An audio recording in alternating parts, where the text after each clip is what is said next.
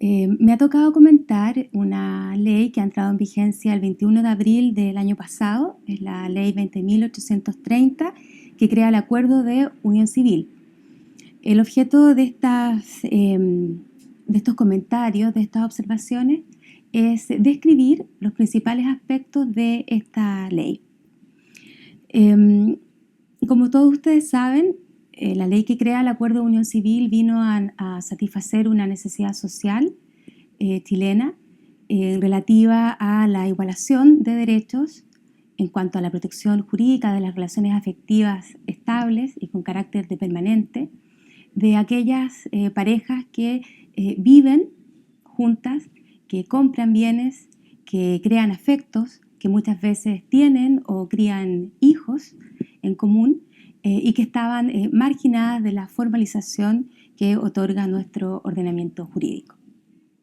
Como se ha señalado, el Acuerdo de Unión Civil es un acto de familia que se instala en la línea de protección a los principios y valores rectores del Estado democrático de derecho, es decir, de los derechos humanos como los de respeto a la diversidad de formas de familia, igualdad y no discriminación, intimidad y libre desarrollo de la personalidad y a formar una familia.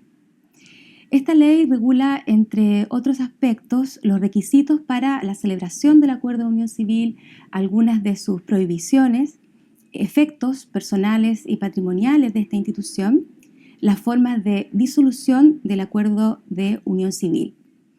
Sin embargo, pese a parecer una ley exhaustiva, ha presentado en su aplicación una serie de problemas prácticos que a mi juicio provienen de una leve dispersión, de una leve confusión en cuanto a la naturaleza jurídica de esta institución. Esto se explica a mi juicio porque el Acuerdo de Unión Civil nace como un contrato con ribetes meramente patrimoniales. Es durante su tramitación legislativa que va acercándose a la figura del matrimonio y por lo tanto va siendo dotada de una serie de elementos extrapatrimoniales. El acercamiento y el alejamiento durante la discusión parlamentaria al matrimonio es, a mi juicio, la causa original de esta serie de problemas prácticos que se han presentado y que probablemente sigan presentándose. Y que podríamos resumir como ciertas interrogantes que se plantean al momento de interpretar y aplicar la ley en cuanto a si hay ciertos beneficios que hoy son otorgados a los cónyuges y que también son extensivos a los convivientes civiles. Pues bien, comencemos con una breve descripción de la ley.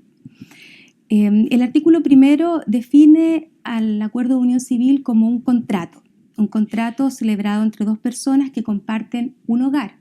Habla de personas sin referencia a su sexo. Por lo tanto, es de esta utilización de este término neutro, persona, que emana la posibilidad de que el Acuerdo de Unión Civil sea celebrado por personas, por parejas del mismo sexo o de distintos sexos.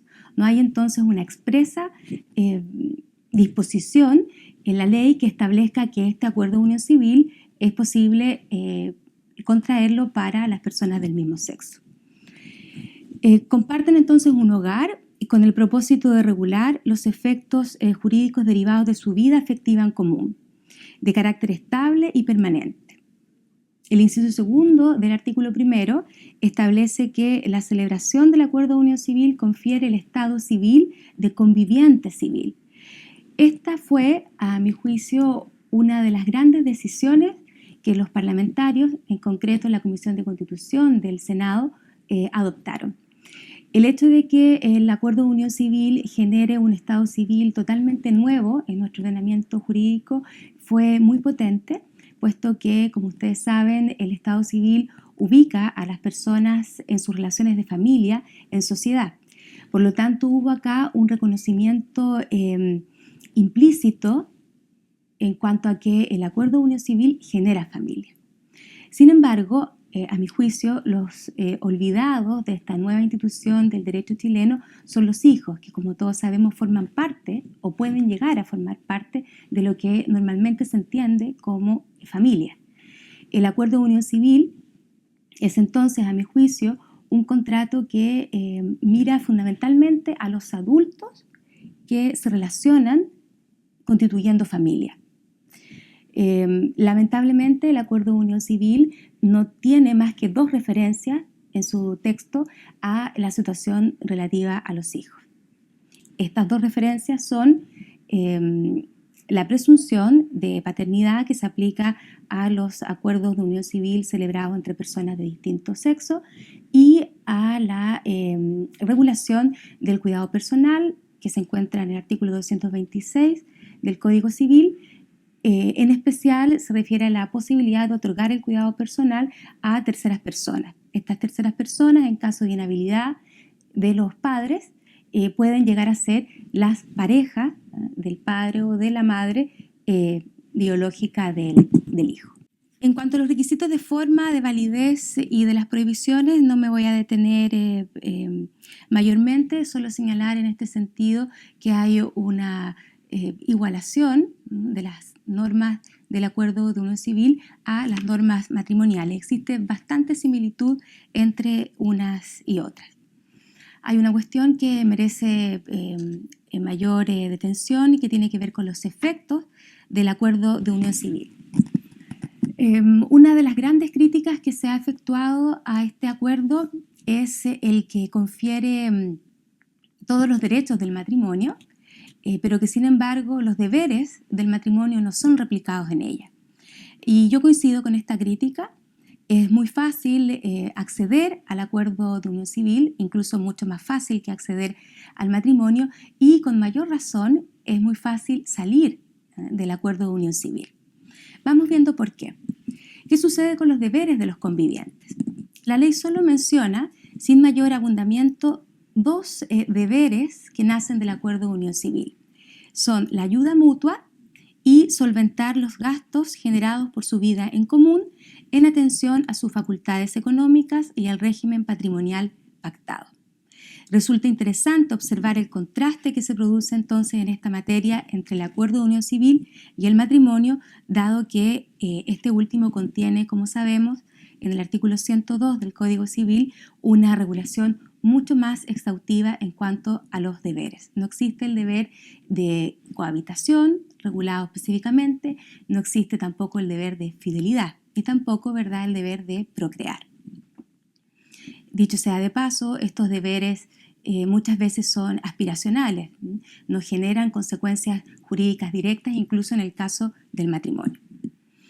En cuanto al régimen de bienes, que constituye sin duda alguna, junto con los derechos hereditarios, el principal efecto de esta institución, el régimen supletorio entre los convivientes es el de separación de bienes, sin perjuicio de que en su reemplazo puedan pactar el régimen de comunidad. Aquí también se ha elevado una crítica contundente al acuerdo de unión civil en cuanto hace un reenvío general, demasiado general, a el título respectivo del Código Civil que trata del cuasicontrato de comunidad. Es posible, es probable que muchos de los problemas patrimoniales que genera esta figura provengan de esta poca regulación de la comunidad a la que pueden acogerse los convivientes civiles. En cuanto a los derechos hereditarios, existe acá una importante innovación en cuanto a que por primera vez los convivientes de hecho, ahora denominados convivientes civiles, podrán alegar derechos hereditarios, podrán ser tratados como herederos intestados o legitimarios entre sí y son además asignatarios de la cuarta de mejora. En este sentido, se confiere al conviviente civil los mismos derechos de adjudicación preferente del inmueble y de uso habitación consagrados en la regla 10ª del artículo 1337 del Código Civil. Cabe señalar que originalmente el acuerdo de unión civil exigía el transcurso de cierto tiempo para que se reconocieran al conviviente ciertos derechos hereditarios. En su momento, y esto fue clave también durante la discusión parlamentaria, se optó por hacer una igualación completa en bloque a los derechos del cónyuge en el matrimonio. En cuanto a la filiación, ya les comentaba que el acuerdo de unión civil es bastante deficitario en esta materia. Solo me gustaría señalar que una de las grandes omisiones en materia de disolución, precisamente del acuerdo de unión civil y en específico en relación a los hijos de la pareja que va a dejar sin efecto el acuerdo de unión civil por las causales que la ley prevé, es la no exigencia, a diferencia del matrimonio, de un acuerdo completo y suficiente. Aquí hay un ejemplo de cómo los hijos fueron olvidados durante la discusión parlamentaria, puesto que podría incluso aseverarse que existe una diferencia entre los hijos cuyos padres se divorcian o se separan judicialmente versus los hijos, ¿verdad?, que nacen de o que se crían, ¿verdad?,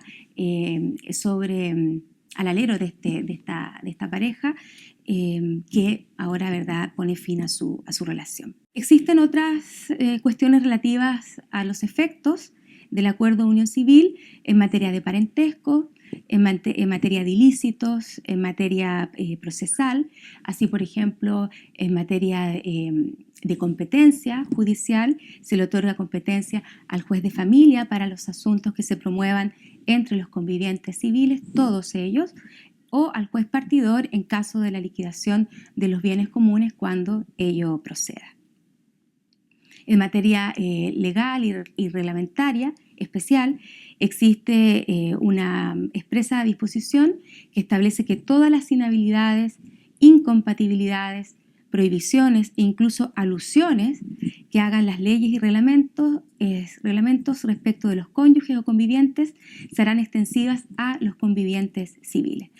En este punto cabe señalar que ya se han presentado ciertos problemas de interpretación por cuanto existen un sinnúmero de leyes especiales relativas a las Fuerzas Armadas, relativas a Carabineros de Chile, que no están siendo leídas e interpretadas en torno a igualar los derechos de los convivientes civiles a aquellos derechos que estos cuerpos legales confieren a los cónyuges.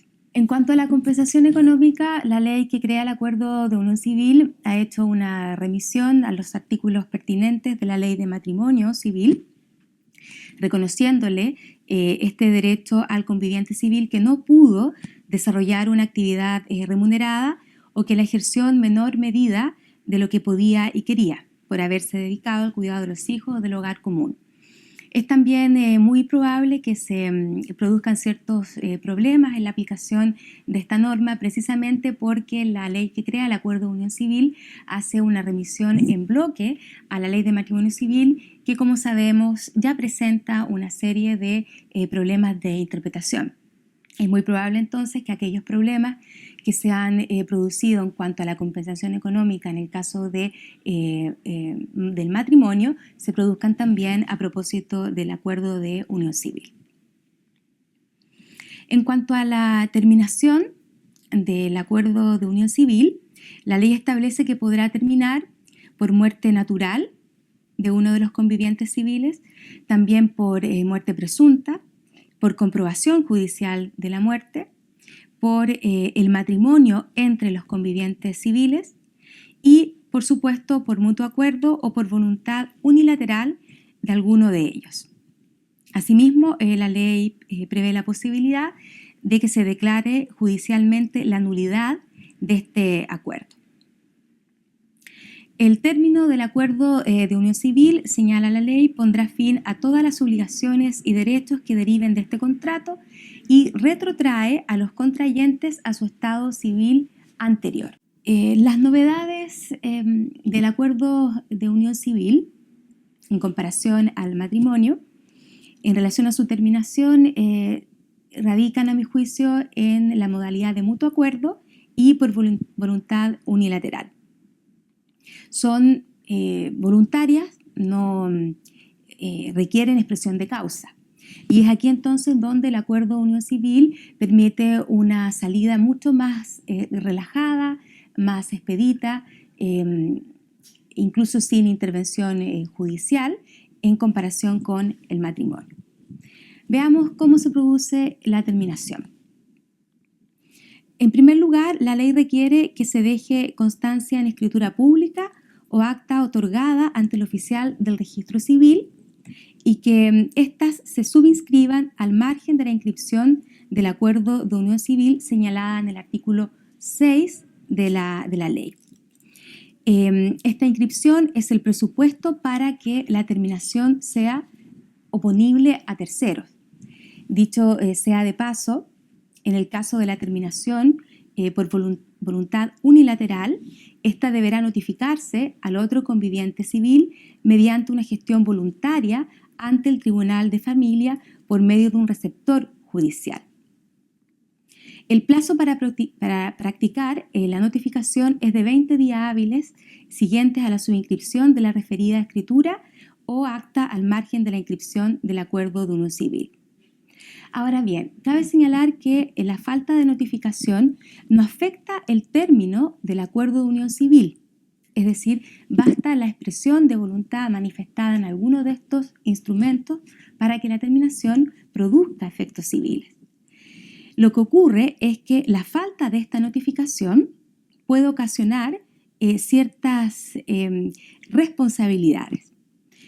Esto en virtud de que la ley establece expresamente que esta falta de notificación hará responsable al contratante negligente de los perjuicios que la ignorancia de dicho término pueda ocasionar al otro contratante. Esta fue una cuestión discutida de manera pormenorizada durante la tramitación parlamentaria. Existían algunos recelos en cuanto a la posibilidad de que uno de los contratantes, convivientes civiles, fuese meramente notificado de esta expresión de voluntad, de este prácticamente desistimiento unilateral, ¿verdad?, del contrato.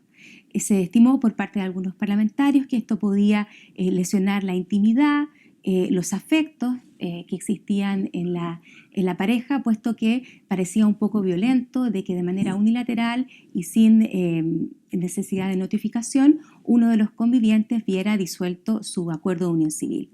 Finalmente, la disposición quedó inclinada hacia esta libertad, pero sí de esta libertad de disolución, de ponerle término de manera unilateral, pero como hemos visto, adoptando ciertos resguardos que fueron tomados precisamente de la ley de matrimonio civil.